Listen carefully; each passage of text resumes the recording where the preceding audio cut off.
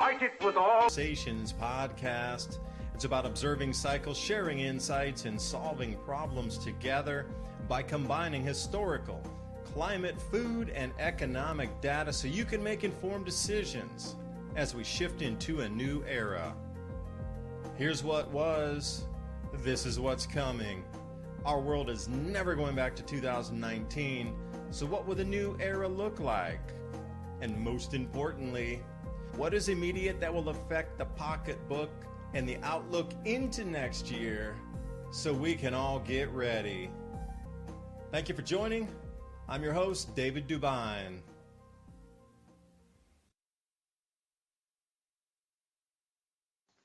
Right along here with Ransom, Godwin, Mountain High TV. We wanted to talk tonight about bringing out the hounds. Bring them out. The amount of crops being lost across the planet is astounding. Yet, what's everybody focused on? California, 5 feet of snow in this storm alone, one of the biggest November snowstorms on record.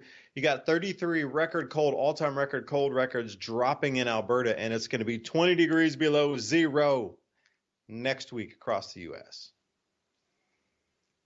The cooling in the southern hemisphere, nobody's paying attention to except the grain traders.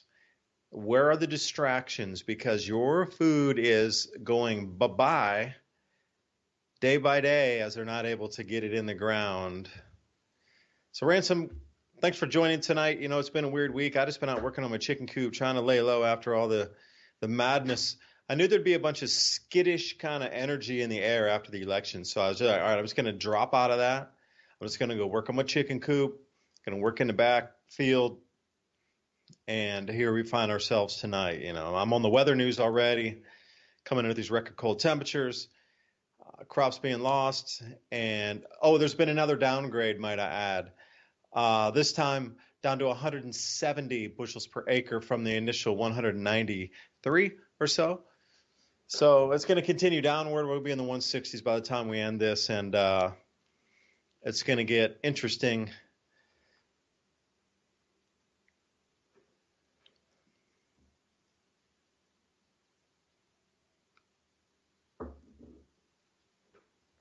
Okay, maybe Ransom not there with me because I forgot to add him. Ransom, hold on.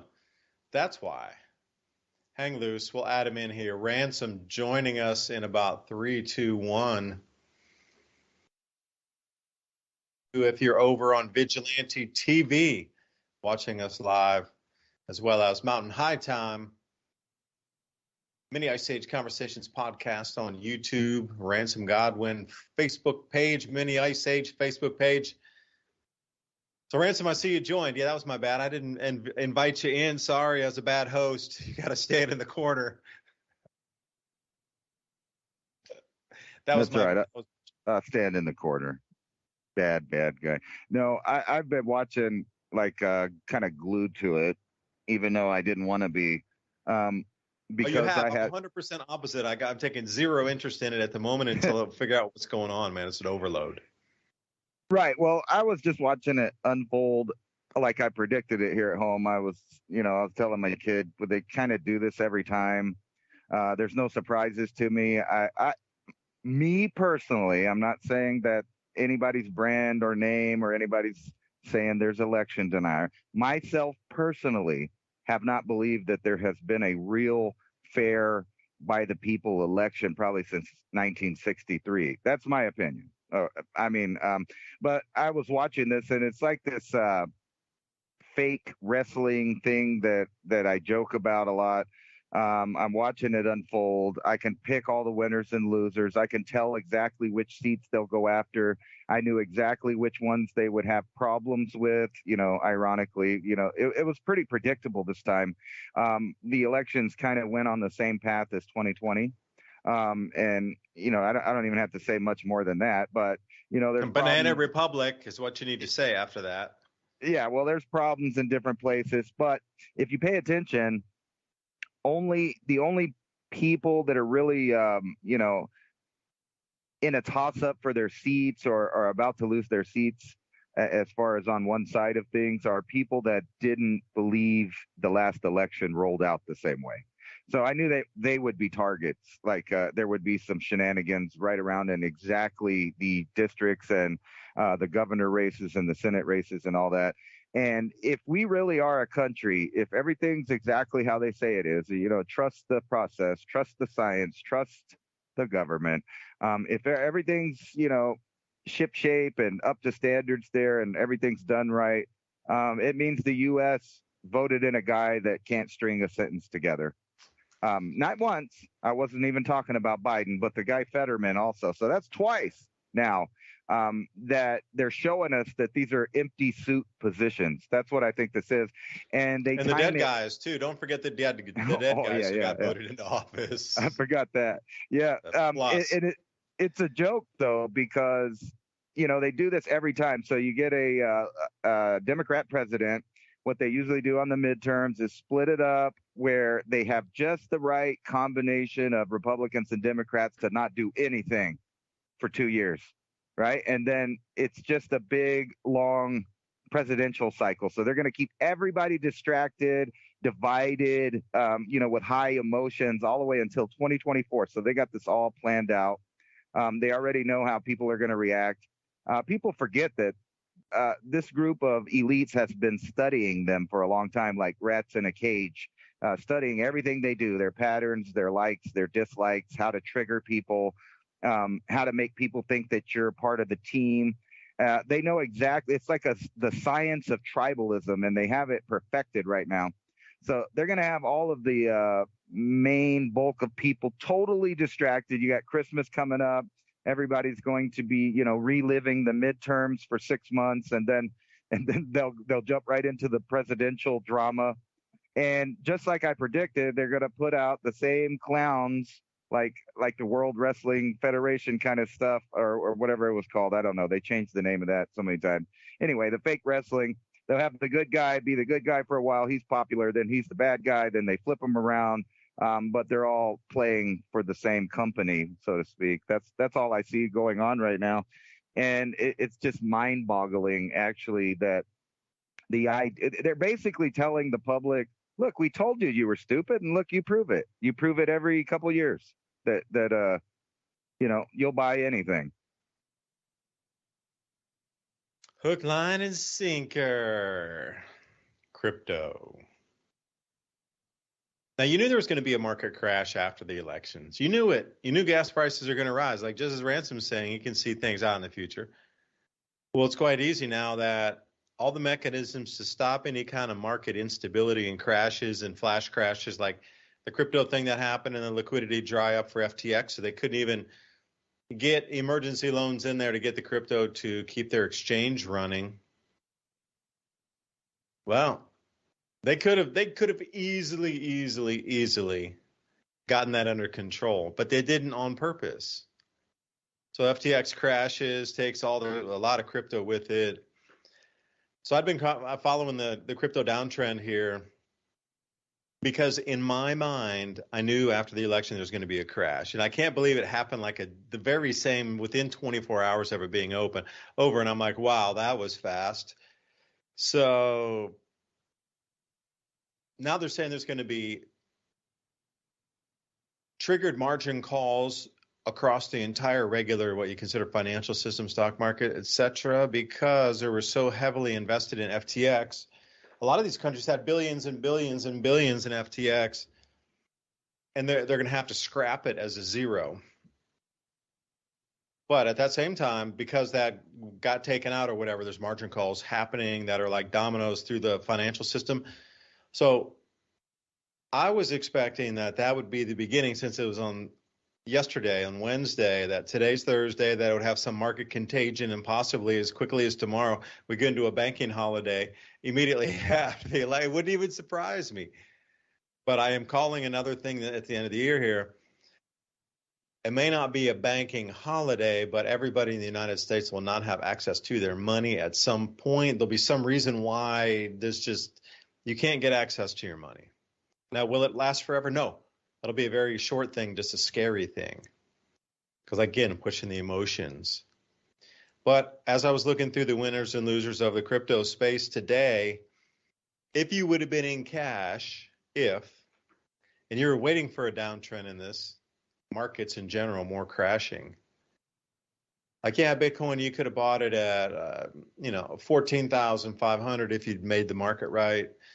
I was watching Ethereum drop down to like under 1,100, and I was like, oh, that'd be a great place to buy it if I was going to buy it. And it settled there, and then boom, it's right up to like 1,350. But the thing I found was Litecoin was the best one to jump into. Dropped down to $50, and then it went up to 65. So in another downtrend, you might want to think, not financial advice, but Litecoin had the best return on that. If you were out in cash and you were going to plunk like whatever you had down in for that instant gain, because you knew it couldn't hold that long, that deep, that low for forever, it was going to bounce right back up again. These are shenanigans that are going to be played again and again and again across this economic landscape now that the elections are over. Oil's going to run like a scalded dog. Forget the strategic reserves and all that. Just Russia cutting off the oil, and then OPEC not meeting their quotas, our energy production shut down, and then oil's going to run high efficiently right after the election. So you can see these things. So by the end of the year, everybody distracted at Christmas and New Year, like you said, things are going to get astronomically high in really just like a blink of an eye. Because you could think, how long has it taken us to come up to this point right now? And people are finally noticing. It's like it's a water cooler talk now. But how long did that evolution take, do you think? I'm going to say I started talking about the fertilizer shortages that would be hitting in March, April, May, when the planting season started. So a good recollection for me was things would start then and then get really expensive by the end of the year. It's absolutely 6 to 8 months for most everybody on the planet to notice it, like in your face now. What's next? What's the distraction? It can only be because we talked about this last time. What would be the biggest distraction to create fear? And we talked nuclear war a little bit, talked about supply chain shutting down. What if everybody in a country lost access to their money for a day or a week? Now, how would that throw everything into a tailspin? And especially if it was a super large economy like the United States. I might anticipate it happening over in England first or somewhere, Australia, but they already played their part with the vid down there, locking everybody down and getting everybody in order. United States. If we lost access to our money for a week or even 3 days, what kind of ripples would that send around the economy? Around the world, excuse me. Everybody would be terrified. It would be even scarier than having a nuclear weapon drop because you lost your money, you lost everything. It's all locked up. You can't even get money for bread. Oh, what? That's what I think is coming by the end of the year. Some scare where everything in the whole world will lock up, resulting in Americans not being able to get to their money for several days. Crypto, if you ever see, not financial advice, but if you ever see a giant flash crash like that again, that was massive. Like, you just don't see those types of downtrends. I thought that was the beginning of something bigger, and I still think it is. That was the signal flare. Sometimes if you have quakes before a volcanic eruption, this is exactly what that was. So anyway, Ransom, I'll bring it back over there to you because I sent you that video about, what was that, New York, and how all the percentages were the same. And that was a little bit unnerving to watch that video, to say the least.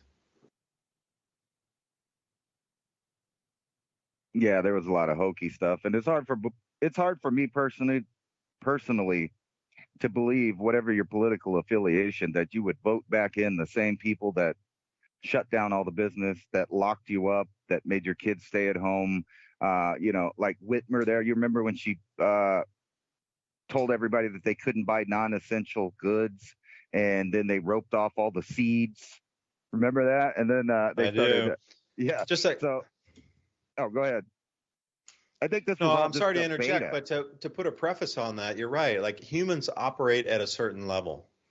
And the reason a lot of these things are happening in the world is complacency and stability are the number one priority for the human. It just is, because we live for how many thousands, hundreds of thousands, millions of years running from saber-toothed tigers. So to have a stable environment that doesn't rock the boat, that's what you're looking for.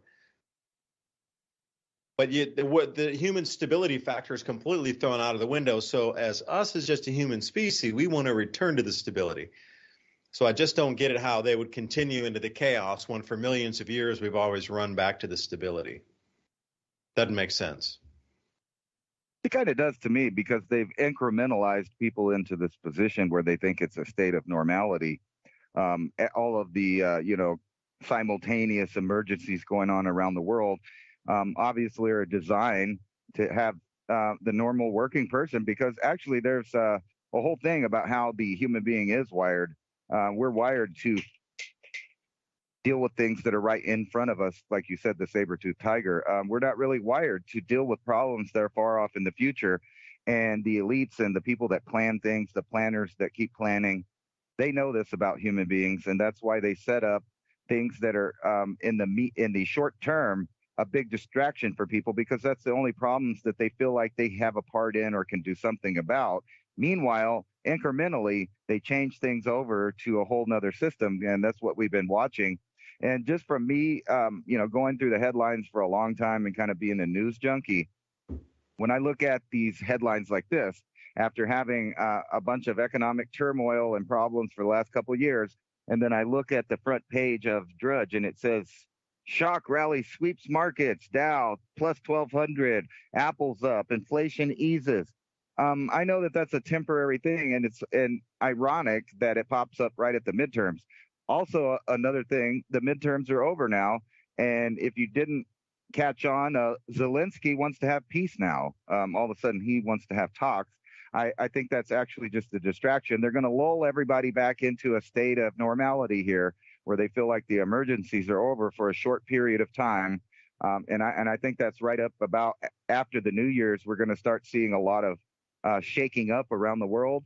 And part of that's going to be going on in China. They're about to obviously make their move. Not only the U.S., but also the Chinese governments are both saying that they are going to make their move. And there's a lot of people that are, showing us what they're doing right in front of our face. Here's an article from InfoWars where it's talking about the secretary, or what's her name, the media secretary or whatever she is, that the White House press secretary, excuse me, saying that, Biden, he doesn't really mean that we're going to shut off all the oil. He doesn't really mean that we're going to shut off all the coal plants. And then, of course, that's exactly what they're doing. So it's the lie to your face and say you don't really understand what you're hearing, and you're not sophisticated enough to know, all of the stuff that goes in governing, and we're doing a good job, and the recession's over. So I already know that that's kind of it's a fairy tale, because every other place that you look, you still see all the signs of things collapsing. And I think that's exactly how smart they are, is that they have everybody doing this infighting that they're going to be doing for the next couple of years. Meanwhile, all of the important things were set up in the previous 2 years, and those are all going to be taking effect. And I've been seeing more and more, so I found an excuse to watch entertainment because I kind of was bored with it, and realizing how much manipulation is in it, and agendas, and, cultural things that they're throwing in there, trying to make certain people look bad and other people look good. I now have found a new reason. So I'm looking at the predictive programming. It's so fascinating to me.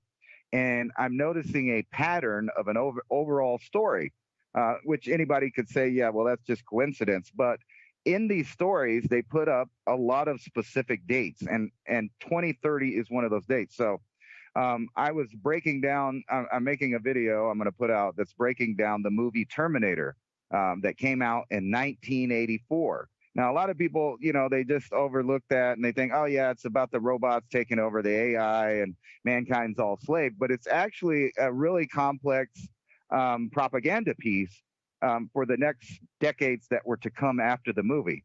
Now, you got to think about it. It's put out in the year 1984. So we all know the connection there with the, George Orwell and the whole idea of the 1984 society and all of that. But if you really pay attention to what the movie's about, in the year 2029, after an apocalyptic war, and then you go back and you find out what's the war about. Well, the war is that the elite and the government and all of those people handed over their power to an AI so that they could become transhumanists. The AI then turns on the humans, and there's a nuclear holocaust, blah blah blah. Everybody knows that part of the story, but really think about it. So in 2029 is the future. That's basically 2030 in the future, where the transhumans, part organic, part machine, they let AI run everything, have decided that the human population is too much. We got to get rid of it. It's a threat. It's hurting everything. It's hurting them. They're the new system. So they send a transhuman, half human, half robot back to the past to abort, right? To go commit an abortion on an unborn child that might be libertarian or have some freedom ideas in the future, which is a real problem for the transhuman, setup that they made in the future. And then I keep looking at these other movies. So my son just got a new game. All of these kids right now play these war games. Ironically, they may be living the real thing soon when they get drafted, but they all like the war games. And in there, he was kind of bragging about it and showing it to me. And they have a whole plot about these cargo containers with missiles in it that were made in Russia, but they're a U.S. product.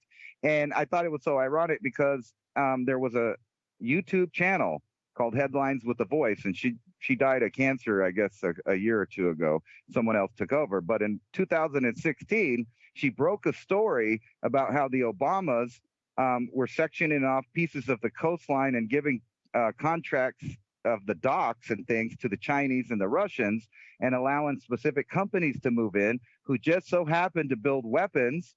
And they're part Iranian, part Chinese, and part Russian, little connection that the Obamas were handing out land leases on our coastal areas for. And that company just so happens to make that exact weapon that they're showing all of these kids now. So it's like almost 10 years later, they're putting it in the fiction now. So everything that they're putting in fiction, if you kind of cross-reference it, they're all doing it in real time. And every one of these scenarios involves human beings being reduced in number due to starvation and other ecological disasters that we cause ourselves, i.e. the climate warming, whatever idea that they like to shove down your throat. That's always part of it. But an overlying idea of all of these movies and shows is first we're going to have a nuclear war, and then a eugenics war. They keep bringing this idea up. And I ask you, is that not already in motion right now?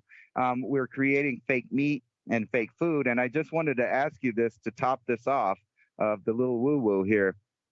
I saw an article on Twitter talking about the Chinese, and we all remember for a while now that they've been testing vegetables, testing fruits, vegetables, all kinds of stuff for the, virus that's out there that they're looking for.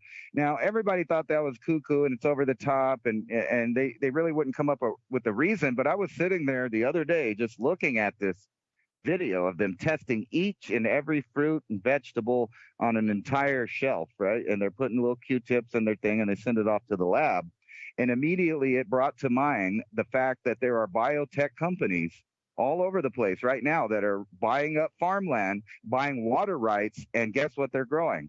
They're making mRNA food, vegetables. And it made me think maybe China is actually looking out for their country because they're testing the foods that are all in their country to see if it's been contaminated with a eugenics idea of manipulating the food on Earth. So, everybody's talking about crop losses and fertilizers and all these other things, but what they're not realizing is that all of the natural species of vegetables and fruits on the planet are being bombarded with genetic pollution from these biotech companies. So we may be in a scenario very soon where no one has a choice but to take these alien, I don't mean alien to the human body, compounds and genetic components, RNA and DNA from other things that's coming not only through the medical industry, but through the food industry. So if we get shut down worldwide where there's a food problem, which it looks like there is, I mean, you can see that everywhere, developing a man-made supply chain famine. And then on the other end, there's all of this weird biotech stuff going on with the food supply in the background that no one's paying attention to. You could see that there might be a problem where you will not have no sources of food. And it's not just the fruits and vegetables. It's the milk, it's the cheese, it's the butter, it's the meat that you're eating. These prions and spike proteins are everywhere. And you got to ask yourself, why did they do a full spectrum pollution of the entire world of this brand new technology? If they, know what they're doing, it doesn't seem to be making sense, the actions that they're taking, unless there's another agenda going on that's much darker and much bigger than what we've been talking about recently. And that's the fact that they're about to change over to the system where there's only one outlet for information, for power, for food, for everything. And here in a minute, I'll show you some articles where basically military in the U.S. and politicians have already seceded or conceded, they've already conceded the idea that China will overtake us, not only governmentally, militarily, and economically, being the one and only superpower for the one world government. Well, maybe if I put a big enough Christmas bow on that. No thanks. Get your own tree. Yeah, the food. Celeste Solon was out here, met with her, had an interview, and she was saying that, DARPA, the way they want to move forward selling food was by the molecule. Because when you get into printed foods, you're printing the food, but it's basically a shell. It doesn't have the vitamins in it. Doesn't have it. You can strip away anything you want out of that, and once you print it, it looks similar to, but it's devoid of any nutrients, minerals, etc. So you'll have to add in vitamin C, vitamin D, vitamin A back into the food as an upsell. Because printed shell, you get you get something that's holding that shape, but inside. See, and the United Nations wanted to sell 1/1000th of a calorie, the food, by weight. Moving forward, DARPA wanted to do it by the molecule. Now, put that in perspective. That's where they want to take the food. So what if your social credit score is not good enough? What if you don't have enough universal basic income? Because think about it. If you're going to be buying food by 1/1000th of a calorie, by the time you get to 1 calorie, that's 1,000. But if you get 2,000 calories a day, you're talking like 2 million units of that you need to have a 2,000 calorie diet per day. Will you be limited to 1 million units, 750,000 units, 1.5 million of those units, which means you can get a 1,500 calorie day of food in your belly? But it's all going to be controlled. It's all going to be printed. Then you're going to have to add those extras inside it then, which is a kind of a scary way for things to progress, I guess.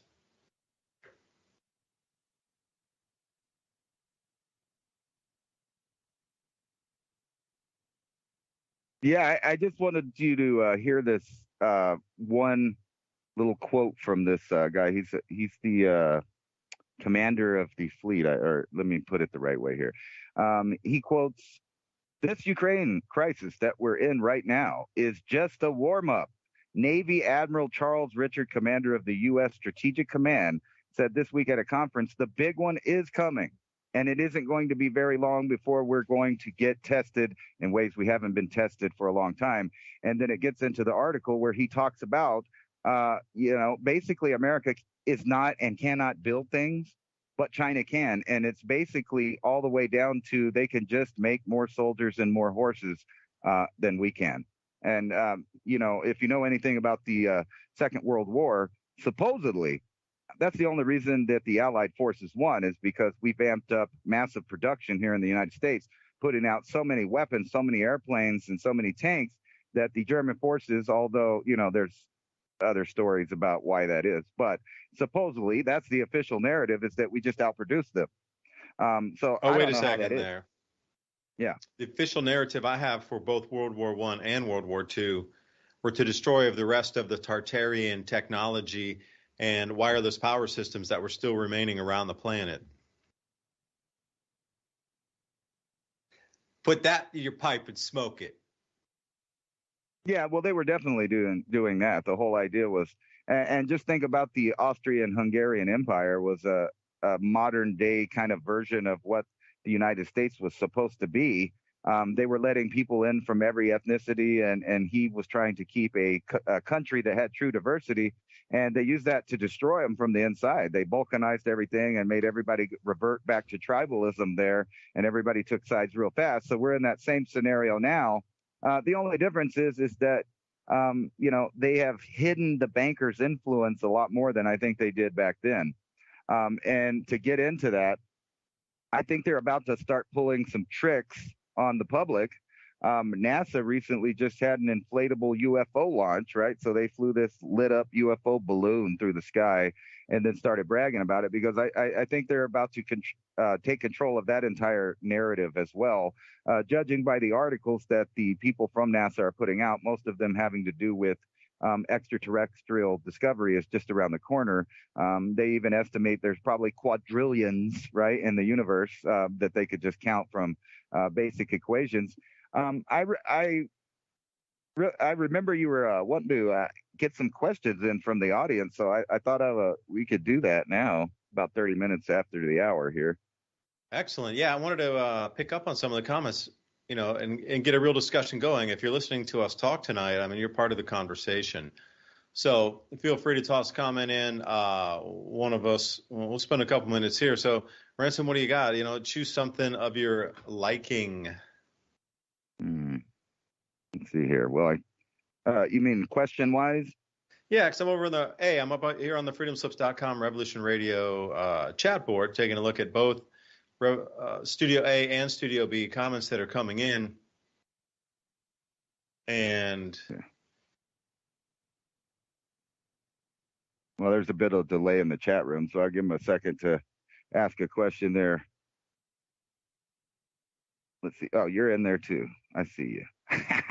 Yeah, so you got I'm on the feed on the Mini Ice Age Conversations channel there. I'm also going to jump in, and we got Ryan helping us out tonight. Sweet. So I was trying to come back to 10 o'clock. There we go. What do you think about this whole?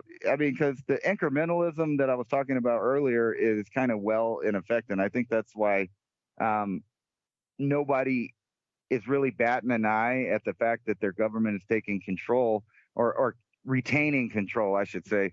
And that's all I saw in these elections is that they were all the neocon type, rhino type, leftist on the Democrat. All of those people all kept their seats. And it's kind of unbelievable to me. So I don't know about all you guys. But I think that they're just going to try to lull everybody back to sleep here through the holidays and then reintroduce the hard times here in the springtime. That's really what I think is going on here. Yeah, because up on the Revolution Radio chat board, Guerrillian Matrix, voting won't change jack shit, as in a sheet on your bed at this point. See, I'll totally agree with that because look at the power structure that's been in control for the last 3,000 years. Now, 3,000 years later, still offering you two choices. Right. And if you look at the electromagnetic field of our planet, it's really starting to twist and bend, and very noticeable now that things are absolutely off of their regular, normal flows of when summer begins, when winter begins, especially in the southern hemisphere.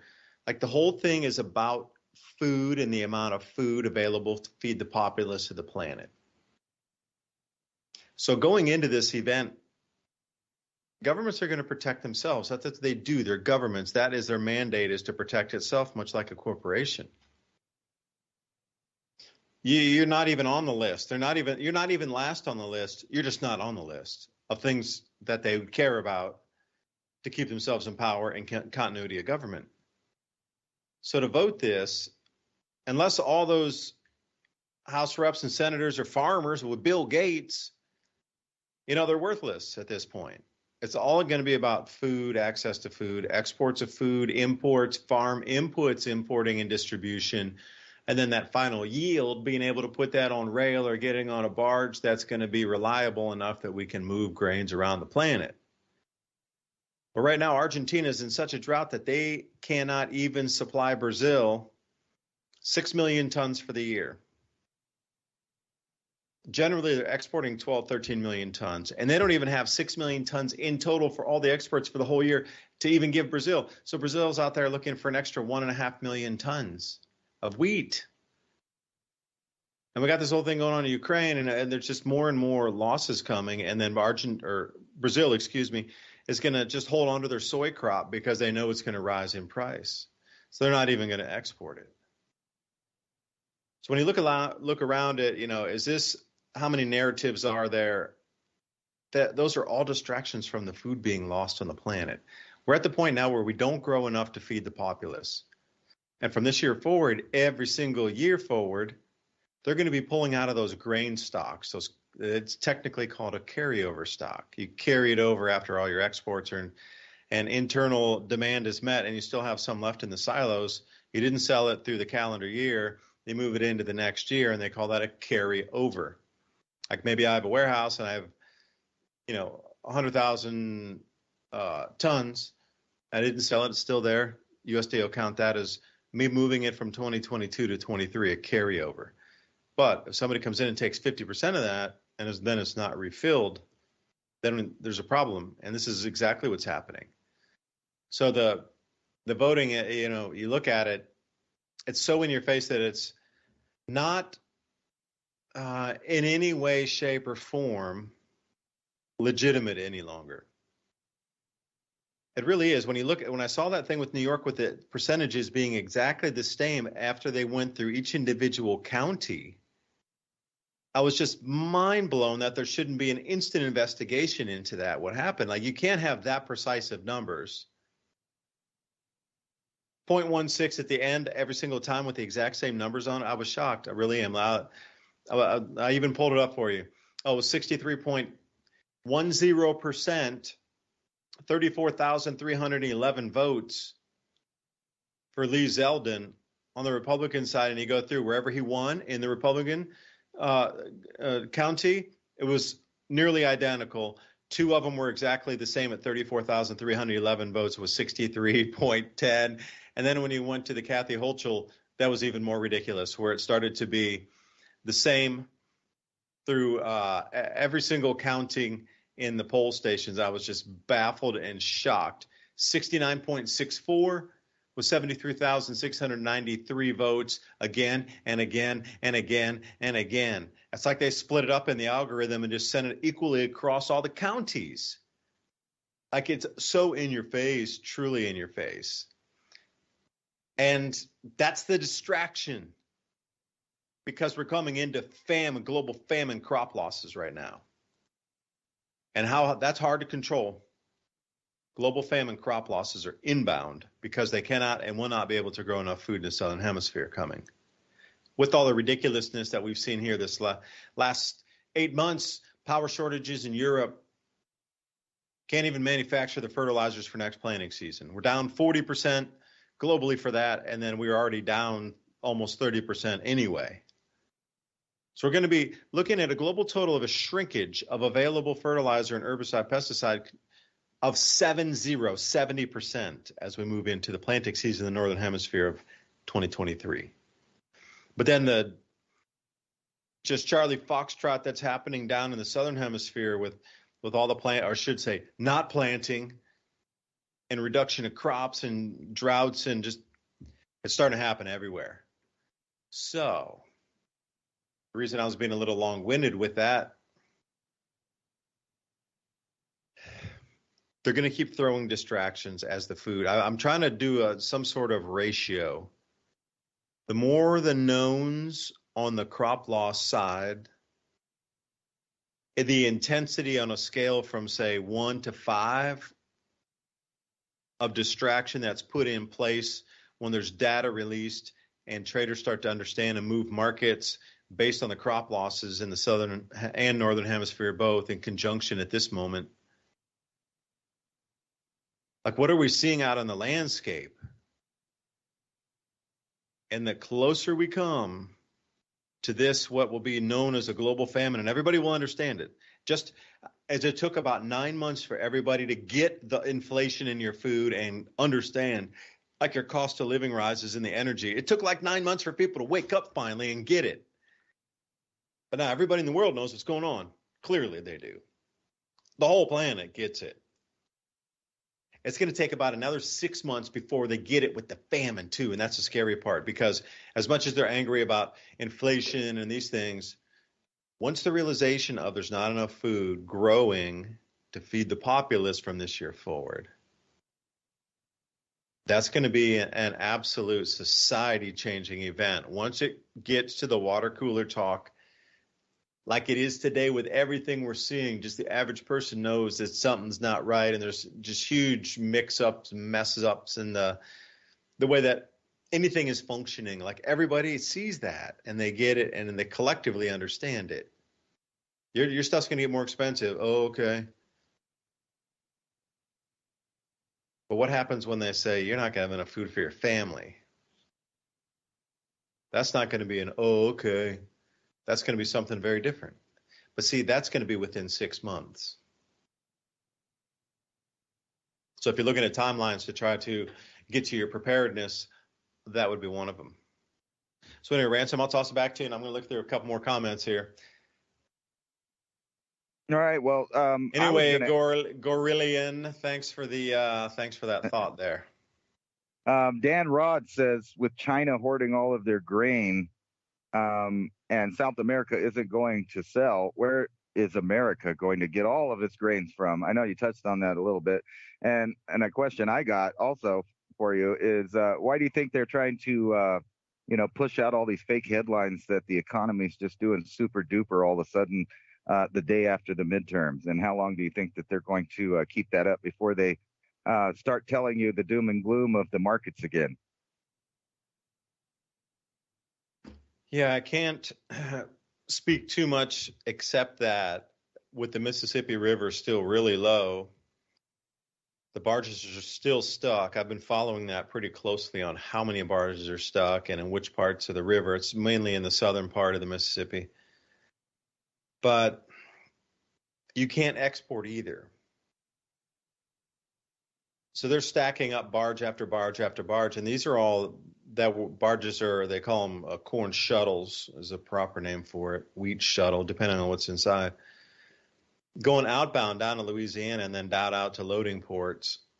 Or if some of the ships had loaded and they were heading down to, say, like Panama, and that was their final destination, they would just load upriver because they're smaller vessels.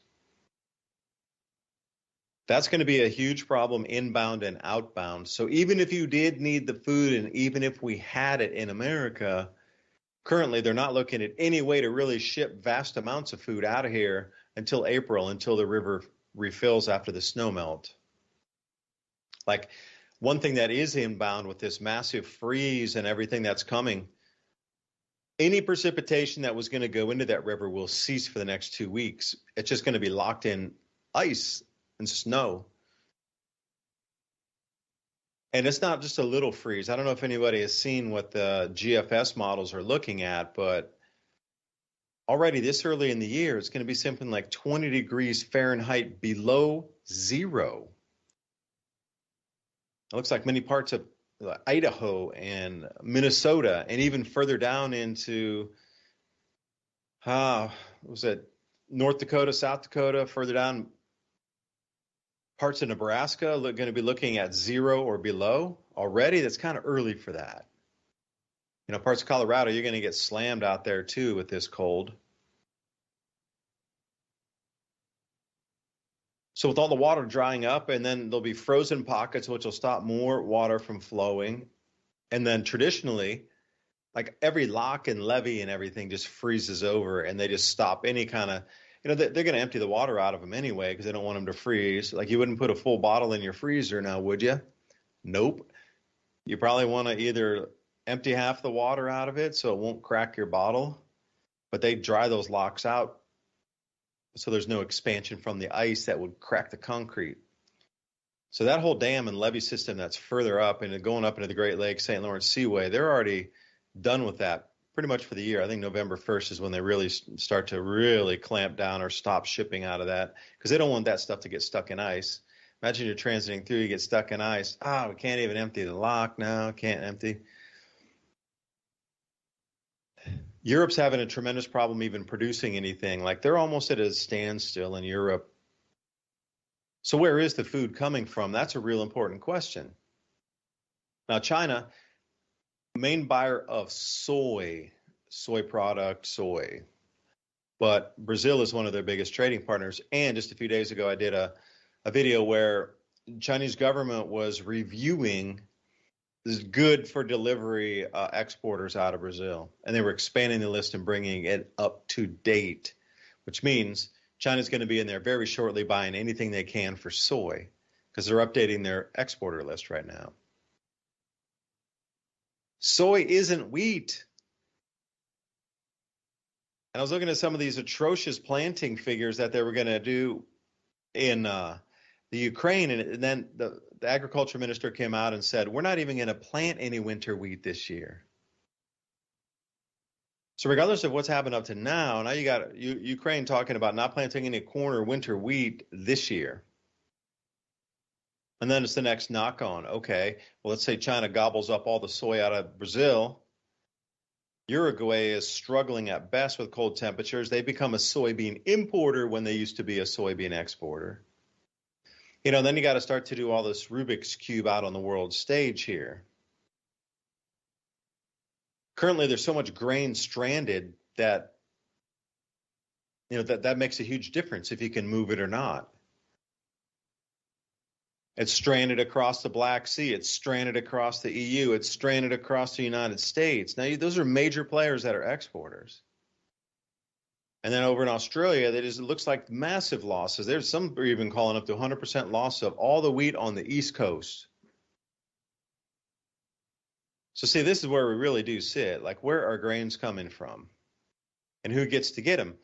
Are you going to take the quoted market price, or are you going to say, well, I'm a China government, I'll give you an extra $1 a bushel over? And you're like, whoa, really? Okay. How much extra is that per ton? We'll take it. Thank you.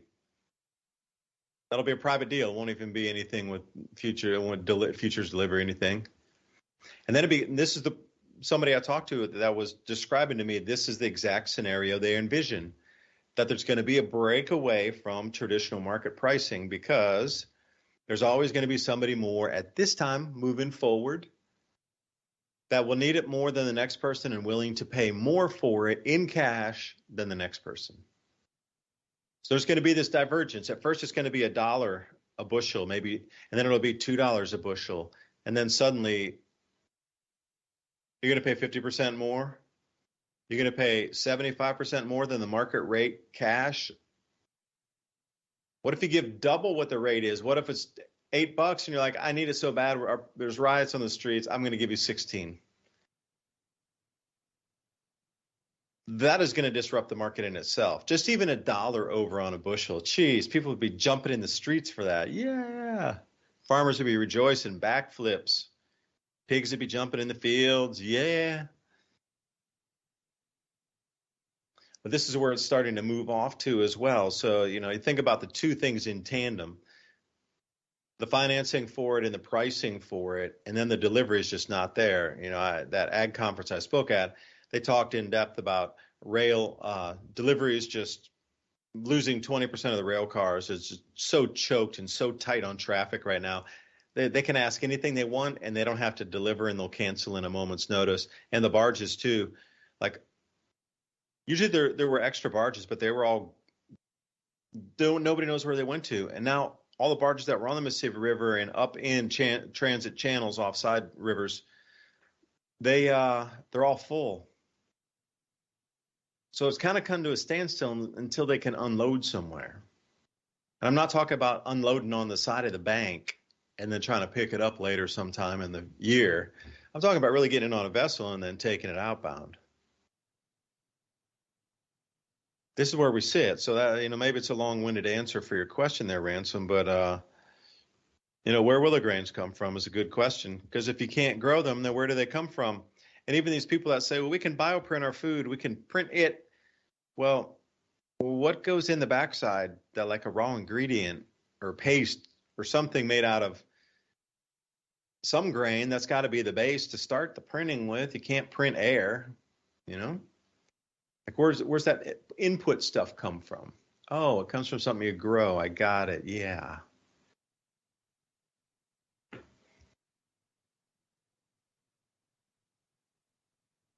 Well, here's one to think about. This is an article from CNN, you know, how they're great at news. But every so often they have a pretty interesting article in there when it's not kind of politically charged. Here's one talking about all the wells running dry as the if I could talk, weary Southwest as foreign-owned farms are guzzling up the water to feed their cattle, but not here, overseas. And they're talking about how the laws and different stuff won't allow them to dig down to the same depth as the other place. So they show this little graph here. Oh, I'm not showing it to nobody. Here you go. A residential well depth that's about 300 feet, and then they have the regular farming well depth that's about 1,000 feet. And this is the people that are growing all the grains and different things. And then you have over here the deepest farming well depths. And what they're saying is down here at 1,500 feet, these foreign companies are buying up all these land, and then they're just pumping the aquifer dry, meaning that the farming farms that can't drill down as deep because they're not owned by the same commercial conglomerates, don't have the same rules. They can't drill at the same depth, and they're saying because of the worst drought in 1,200 years. This is just another indication that we're squandering resources instead of putting them into food growing as a nation and just as a people altogether. I mean, everybody right now should be, even if there was no outlook on any kind of negative thing, there's really no argument that you shouldn't be prepared for bad times, because we know there are good times and bad times no matter where you live, from hurricane areas to earthquake areas to flood areas. And so you can just expect that there is going to be bad times. I mean, think about looking back in your lifetime and think about any time in your lifetime where there wasn't on the news or happening somewhere in the world a major earthquake, a major flood, a hurricane, some kind of, combat situation going on, or some other kind of excuse. And you can just go in and start looking and dissecting each one of these events, thinking that they're just random occurrences that just happen in cycles. And then you start seeing that, people like, let's use Henry Kissinger, for example, in the Middle East, starting wars, making wars happen all over, changing the price of goods in other parts of the world. And I see some of the same things happening here. This is the same plot. And remember, that's the same guy that said that you could use food for a weapon.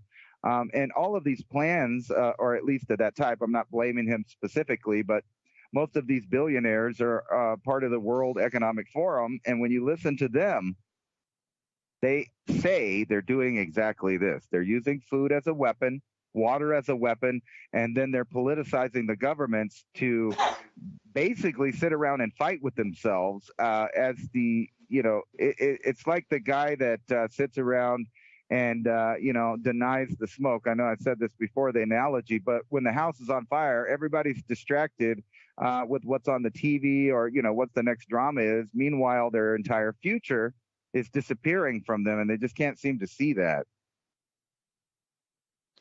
I can add some names and I can add some crops to you. Wells are running dry in Southwest. We're talking about Arizona. And the foreign-owned farms are owned by Saudi Arabians. And the feed cattle overseas, sorry, that's to feed their horses high-grade specialty alfalfa. That was one of the huge problems that I was reading about over in Arizona. They're digging the wells so deep because Saudi got the endless money. They can go as deep as they want. They have the lobbyists that then talk to the state representatives that allow them to dig extra deep. And also the number of wells on the property. Also, there's some workarounds for that too. In the foreign ownership, there's a different clause than even for American farmers for the amount of wells allowed to be drilled. So all it is, yeah, they're just plunking deeper wells down and they're draining as much as they want, unchecked. But then anybody like you or I, it starts pulling from the water table, suddenly our wells are dry. And they're still flowing free because they're down an extra 500 feet deeper. You know, they're not going to run out of water for years and years and years. So how much would it cost you to refurb your well and then go down and then, you know, try to keep up with that? So see how CNN, they didn't name the Saudis there, and they sure didn't name the alfalfa. I watched the craziest special about it. Like, they just bundled it up and put it in what you consider like 40-foot containers and sent it back to Saudi Arabia because it's cheaper to grow it here, which is the craziest thing. Like, I didn't know alfalfa was that expensive, but then it was for these prized racehorses, and it's only certain types of alfalfa, but on scale. And every single container on a single ship is full of alfalfa going back to Saudi Arabia. We'll be back in 2 minutes and 2 seconds. I'm David DuByne, your host with Ransom, Godwin. Time for a quick breath. Chicken factory. Listen to Revolution Radio at freedomslips.com, and we'll be right back after this message. What would it feel like to have your health and wellness in balance? All disease is simply the improper replication of the DNA molecule. FCE, full chronic extract, when you grow the plant indoors with no contaminants, and then you get 120 cannabinoids, what that does for your telomeres and for your DNA is incredible. It is absolutely the best as far as being able to get your health back. You know, a good phrase would be is there's no such thing as disease, just a lack of a good immune system. So if you can enhance your immune system, this is definitely the best way to do so. It's definitely the best thing from an immune system standpoint. If you take the position of, I just want to enhance my immune system, 120 cannabinoids is done through what's called the entourage and full plant extract compared to others that are out there and no contaminants. That's what's huge. So there's been tens of millions of dollars put into this, and many people have had benefits from it type stuff. So this is about full spectrum and being able to get the entire benefit from the plant. This is the first time ever with a patented process to actually do that. You know, if you take iron supplements, there's 4 different types of iron, and then the challenge is you have to have stuff that goes with it so the body will absorb it. So this is a lot like when you take vitamin D so you can absorb the other vitamins. You kind of need the full spectrum of vitamins to get the benefit of each individual one. Absolutely. And the thing that people notice the most is sleep.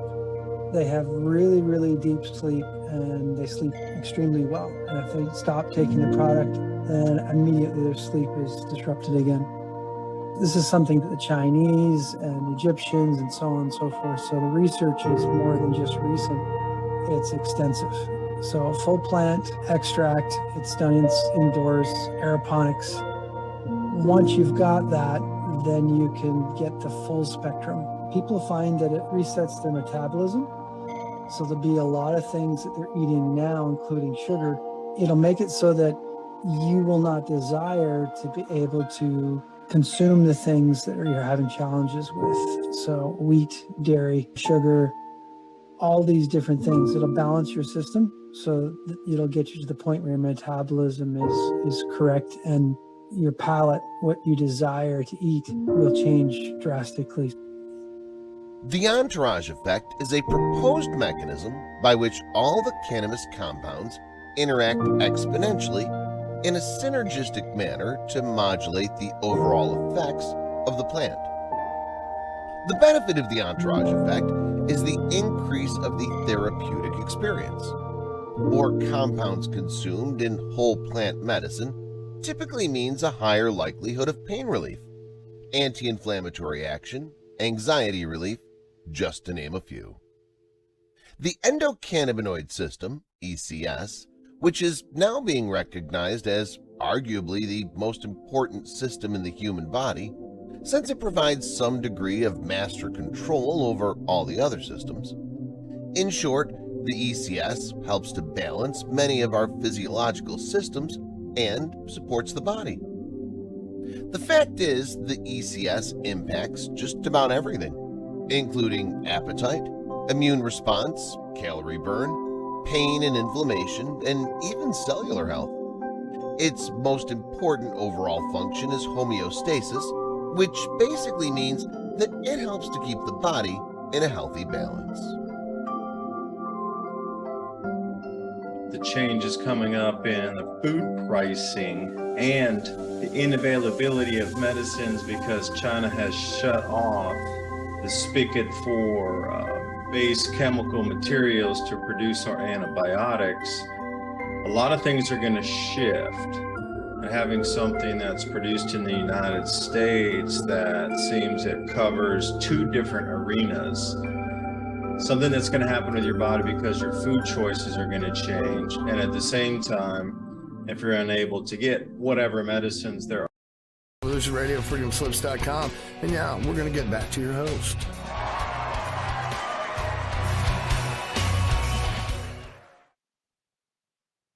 And welcome back for the second hour of mini Ice Age conversations.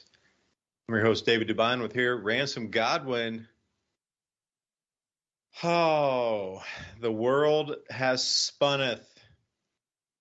And as I'm looking at the images here that are just so hard to believe that they were carved out of marble that we can't even replicate them today. And it doesn't seem that they've broken after hundreds and hundreds of years, although them being paper thin. Pretty interesting. Was it printed or was it not? Now, before we were heading on the break, I was talking about Saudi Arabia, taking so much water out of the desert, as deep as they wanted to go in Arizona, deep and, growing the alfalfa and then shipping it out. So, freedomslips.com, Revolution Radio, thank you for letting us host the program right here. Studio A, anybody consider free speech something important as we move through this next chapter that Ransom and I have been talking about? Consider a donation, because myself, when I do this story and feature it on tomorrow's video, there'll be a little box under that says, United Nations says it's this thing. We're responsible for the changes. Okay, so I'm waiting to see how much money I need to deposit in which place so they can stop the weather. I don't think they can, but we're looking over here at low temperatures in Alberta that's associated and coming with this storm here that'll be hitting the U.S. Jaw-dropping 32 Celsius below zero or 25 Fahrenheit below zero, like zero and then -1, -2, -25.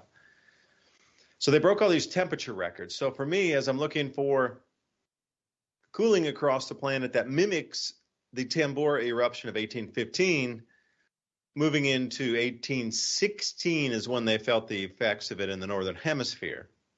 A full 1 year after the eruption in 1815. Subsequently, we were going into our planting season in June, and that was 1 year after the eruption. So for me, I'm starting to look at the same parameters. So remember that eruption in Tonga was in January of 2022. So we're coming up almost on a full year in another 2 months. So we should start to see some unusual cooling that just doesn't make sense. It's an outlier. So these are the best things I could look for here, especially this cooling list of these different temperature stations that broke temperature records. So at Stony Plain, the old record was 22 below zero and the new record's 24 below zero. Okay, that is within the normal bounds, 1 to 2 degrees or 1 or even half a degree. Okay, I'll take it. But Vegreville, the old record was 23 below zero. The new record's 29 below zero. When you start to see things that are 6 degrees difference in the temperature being broken, that's kind of astounding to see it. And here was another one, Sundry. Old record was 22 degrees Fahrenheit below zero, but the new record, 32 Celsius below zero. A full 10 degrees cooler with the new record. And I'm thinking, wait a second. And then Wainwright, it's the old record was 22 degrees below zero, and the new record was almost 30. It was 29.7. So again, that's 8 degree difference in the temperature being broken. That's really significant. Like 8 and 6, that's massive. That's incredibly massive. Like before, when I started the DAP 2030 channel, if I would have gone to this city, Rocky Mountain House, their old record was 25 below zero. The new record's 30 below zero. I would have been focusing on that because it was 5 degrees difference, and that would have been so outstanding and so outrageous that I would have covered it in a story because it was 5 degrees. Like, the temperature's being smashed by 5 degrees. Like, whoa, that's incredible. That's insane. Then Milk River, it's down 6 degree difference in the temperatures. Hendrickson Creek, 6 degrees Celsius different in the temperatures. And you look through some of these, this is astounding when you see such big jumps. Esther, 6.2 degree cooler than the previous record. And if you're looking for signs of why things are going to amplify politically around the world, it's because now it's actually provable in the data that we're going into a year without a summer. It's provable now. Data points everywhere. Tomorrow when I'm on Mike Adams' channel, I'm going over to Mike Adams' studio. Mike, thanks for letting me broadcast again. Brighteon TV, 2 to 3 p.m. for anybody who's interested in watching it live. Mike has given me a slot. I'm super appreciative of that, so I can go on once every 2 weeks and talk about the roundup of what I see my dots connecting. And they never say, Father, they're just like, you make your dots connect. If it's interesting, people will watch it. These are the things I'm trying to connect here. Tonga eruption, and now Uruguay, very provable temperature records. So what I've started to do is, since we're at the 1 year period right now, generally in temperature records along most countries, you have a 1 year record, which would be from November of last year, all of November, all December, which was pre-Tonga eruption, 2 months included, and then all the months until now, 11 months, 10 months. So I'm looking for the anomaly in the temperature. So you got 2 months of regular temperatures, then you have 2 months of regular temperatures and 8 months of Tonga eruption aftermath stuff in the atmosphere. Water vapor, sulfur dioxide, ash. And that'll give you an anomaly compared to the year. But when you come closer in and you look at the 6 month data set, which is squarely just 6 months back, all in the after Tonga eruption phase, way cooler than the averages. And when you come in to just this month in October, because November's not completed yet, so you can only get the best October data. When you look at October, you're like, whoa, that's some incredible cooling on a month-by-month basis, because there's another couple of months before we reach maximum cooling.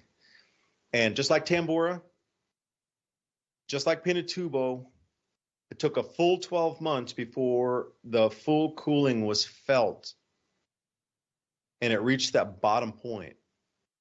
So we have another 2 months and a week. And then it dragged along for 2 years, and then the ash came out of the air and weather systems stabilized again. Crop production increased. See, this is why there was all the distractions, because we're going to, for the next 2 years, drag along a year without a summer. But see, it's measurable now, and that's the whole key. It's measurable, which creates the awareness, because if you can connect the dots with data points, now it is a story with data behind it versus conjecture. And this is exactly the same way it started out with all the fertilizer shortages and the herbicide shortages and all those things where the farm inputs were not there, is the reason we're getting sub 170 bushels per acre for corn this year. Subject to much ridicule in the beginning. But now people go, hi, you seem to have a crystal ball that's pretty accurate. Like, what's going on? The amount of chaos that you're going to see in front of your eyes is directly related to this now provable data stream that's coming out about all these record temperatures. And it is just the beginning. And how many are going to be smashed across the United States? How many were smashed in the previous cold front just last week in the United States? More than 1,000 all-time cold record temperatures 2 weeks ago. And now we're coming into the next phase of this. So it's really not going to take too long before news organizations start to put it together, because I will say that I don't often follow the Daily Mail. I do occasionally pull an article from there that somebody sends me, but they are now talking about how the Tonga eruption is going to cool the world. So it's fringy, but it's out there mainstream now. So Ransom, I don't know how you think it's all going to play out, but we could probably find something in like a balance of scale. The more crop losses, then what do you think the next scare for the planet to distract will be? It's got to be the money. It's got to be a war amplification and something else with another spike on it, maybe. Well, let's talk about this winter. I mean, you were just talking about, record temperatures. I have the Farmer's Almanac up, and they're warning that this is going to be a hardcore winter. You better have chocolate snowshoes and a flannel. Forecast for lots of snow, lots of rain, and mush all on the east side of the U.S. And what does that mean? So, for the topics we're talking about, like, we brought that up last week about how all of this grain and food is just sitting on the side of supposedly a dry river. Well, obviously that's going to change this winter and spring. So what are the odds are that they're going to get all of that food up, put on trucks, put on rail, put on whatever it needs to get on before it becomes flooded or covered in snow? 30%. 30%? Well, yeah, probably if they're lucky, because there'll be another breakdown to get the loading.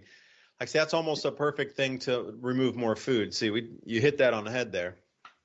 Yeah, and then we cross over. So that's already in the workings.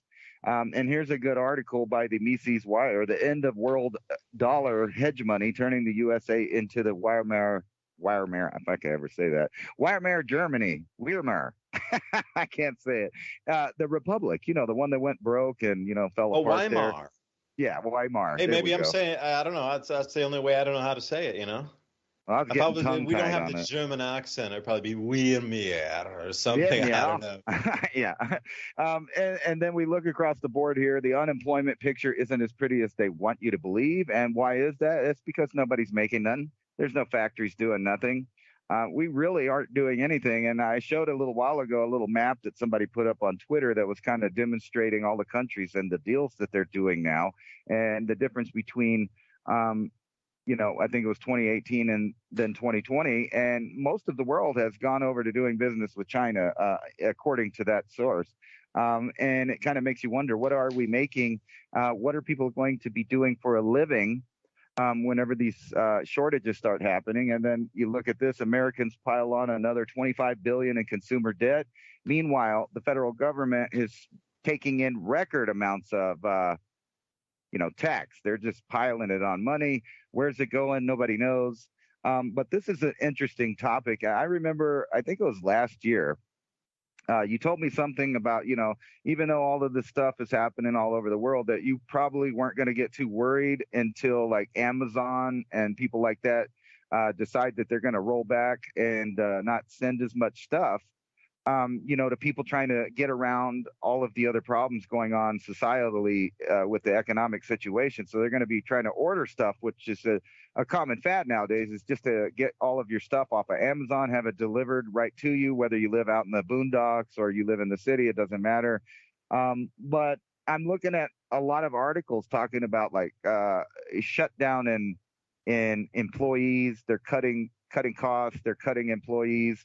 And here's an article from Zero Hedge. FedEx plans to park planes, cancel sales.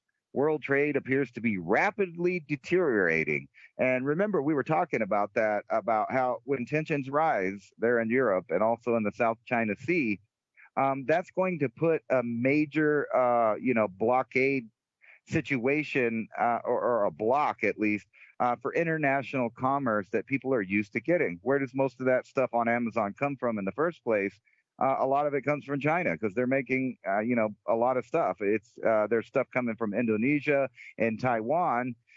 So we're about to see which way the billionaire companies are going to go. And I think it's with China, not some of the other retailer countries. And then when you look at that, people aren't going to work. as much as they say they are. And also, there's not as many jobs to do. And then you start seeing these companies, which we're talking about, Amazon right here, new warehouse robot could one day replace humans. One day. They're already making them. They're already testing them and shipping them out and implementing this entire system right before your eyes. I don't know where you live, but I live in a pretty small town. And even where I live, they're upgrading all of the box chains. So they all basically are run by robots. So Walmart, Home Depot, etc., the fast food chains, they already have a mostly robotic system in the way that they have computers running everything. Everything's set. It's an exact formula to do all of the jobs, tasks. You don't need any know-how to do these jobs. You just need to know your specific job and what the little formula is to, whether it's making the fries or stocking the shelves or whatever it is. So there's no thinking involved, which is making an entire country of unskilled workers with no critical thinking because they never have to figure out problems or any of these things. And then there's going to be this singularity where these companies are no longer going to employ the little guy that's been helping them build their business up to the billionaire status that it is. And maybe, I don't know how much profit they all get together, but I'm sure it's an enormous number. They're just going to cut the people out. It's similar to, what was it, Uber, that used people and drivers, and they've already admitted their plans. They're trying to change over to an all AI system. They're trying to change the entire way you order your food, pay your taxes, deal with government, almost anything that the human being generally did in civilization. You are going to have to incorporate their new system of AI tracking and tracing, and it's getting to the point where there's nothing that they don't control. So we already bring our phone everywhere. The phone has the apps. The apps have the little QR reader, so we can prove where we're at. We can get discounts. We can join little, discount clubs or know when the next sale is. And that's why they're mad about this whole idea of people reverting back to their skill sets of their forefathers. So I'm sure you've heard the lady in Italy speech about that they don't want to be a consumer. And it was a really good speech. I mean, they talked about how you're not allowed to be a human. You're not allowed to be a male or female. You're not allowed to be religious. You're not allowed to do this. You're only allowed to be the perfect consumer. And what does that entail? Well, that entails some kind of social credit score system that we've showed on this show is already being, talked about, and it's ready to implement here in the United States. And that is a very scary thing because they already did that in China. And the reason it's so scary is I don't really know what it was like, maybe 20 years ago in China as far as how it works. But I get a better picture of the technological aspect of it now since Dragonfly. They're making people wear bracelets. They have drones everywhere telling them everything. They're locking people down in areas and no one knows what's going on from the outside world, what's happening to these people. But you have to ask yourself, do you really want to live in a time on a planet where some of the free countries of the world are practicing how to run a concentration camp, and some of the more authoritarian countries in the world already have them up and operating?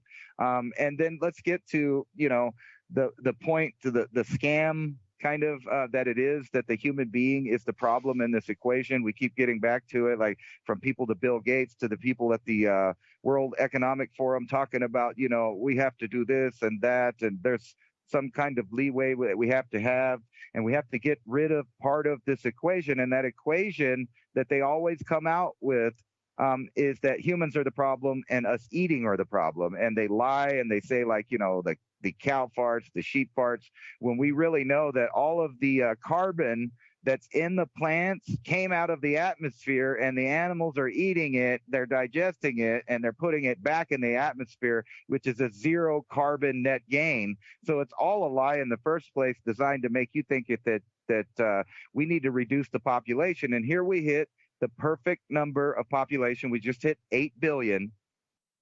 And every indicator is that in the next 40 years, the population is going to drop dramatically just because of the mathematics of people getting old and less younger people. And now they're even, adding in the infertility rates, I should say, which have skyrocketed recently. So they know that we are at that plateau of the population right now. It's not in the future. They tried to tell people it was off in the future. It's right now. So they're doing all of their programs necessary to reduce the overall population of the world. And what does that entail? Convincing people to, maybe reduce their own population and their own families and make them think that that's a good thing, and then cut them off of power, make them feel guilty that they even exist, and the possibility of multiplying is even pushed in their faces as that you're a really bad person for the environment. How dare you have 1, 2, 3 kids and have to eat, and maybe you farm and are self-sufficient. That is the enemy of this new system, and they're showing us right now that that's what it is. But don't worry about it. Worry about who's supposedly representing you in the government that you've never heard of, don't know. And, you're supposed to ignore all of these things. And you're supposed to believe that we're electing people that cannot speak in a normal way because of whatever condition they have. But it's not like that they were ever telling us anything anyway, because they always do the legalese, double speak, where they say stuff and brag about it to your face and then deny it later. So that's the point we're at. So I think that this is the perfect time in our history as Americans and maybe as the world to just take their power away. And that starts with stop buying their stuff, stop agreeing with their crazy ideas, stop participating in their crazy mandates. Don't buy none of their products, grow as much stuff as you can, trade as much stuff as you can, and break the backbone of this reset, because they can't reset it without you. They can't reset it without me and you and the neighbor and everybody capitulating and just incrementally agreeing, well, it's not that bad. At least we rolled back, this draconian thing they were going to do. So we're only going to have to deal with this little bit of tyranny. And they just keep doing that. As you can see with the election cycle, what they're going to do for the next 2 years is entertain us with who's going to be the party that wins. Meanwhile, nothing's going to happen that benefits the American people or the world. No way. Everybody's going underground during these next 2 years, keeping you distracted. Plasma discharge inbound, run to the dolmens. Yeah, I'm over here on the Mini Ice Age Conversations podcast channel, Spirit Free, saying that all these stores are getting to self-checkout, and soon it's going to only be self-checkout. And then, further down, talking about lines at the stores. And I've seen that myself. I had to run into Target. I was looking for ivermectin, and in Tennessee, it's supposed to be over the counter. So let me tell you my finding ivermectin over-the-counter stories here.